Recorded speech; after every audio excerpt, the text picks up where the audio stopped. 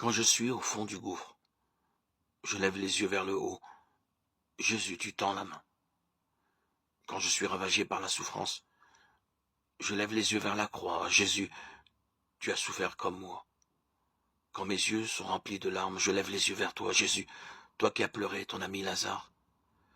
Quand je pense que plus rien n'est possible, quand le désespoir m'envahit, quand le doute s'installe en moi, je crie vers toi, Jésus.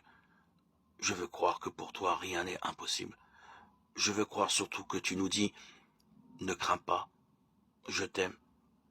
Je t'appelle par ton nom. Tu es à moi. Jésus-Christ est le même hier, aujourd'hui et pour toujours. Alors, nous pouvons dire avec confiance, le Seigneur vient à mon secours. Je n'ai pas peur. Aucun être humain ne peut me faire de mal. Hébreux 13:8.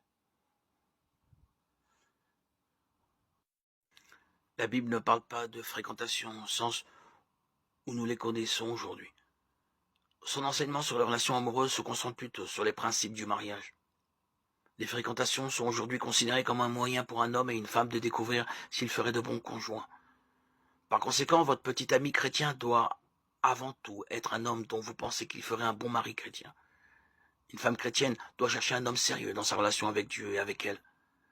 N'importe qui peut se dire chrétien ou prétendre aimer Jésus. Mais comment savoir que la personne dont vous êtes amoureux est sincère? La Bible contient de nombreux versets qui décrivent les qualités d'un homme chrétien. Ces versets sont utiles pour une femme qui veut évaluer un mari potentiel.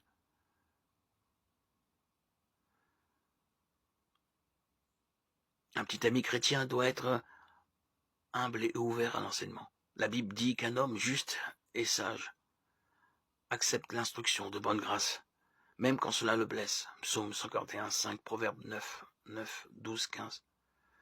Un homme juste et ouvert à se laisser reprendre par les Écritures et à aimer et écouter ceux qui peuvent l'enseigner. Ses actes doivent être conformes à ses paroles. La Bible dit qu'un homme juste se caractérise par son honnêteté dans ses relations personnelles et ses affaires. Éphésiens 4, 28. Il tient aussi ses promesses, même quand cela a des conséquences douloureuses. Psaume 15, 2, 5. En bref, c'est un homme intègre.